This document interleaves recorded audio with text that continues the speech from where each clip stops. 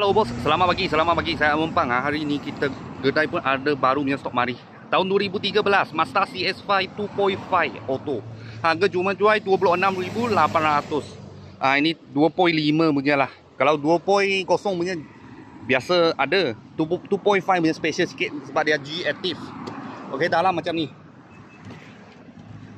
Okey, Mazda punya leather dia pakai lama macam ni. Okey, tapi ini ada crack sikit, kita akan buat lah. Kita akan buat. Lepas tu dalam semua kondisi baik juga. Mileage dia 160 lebih.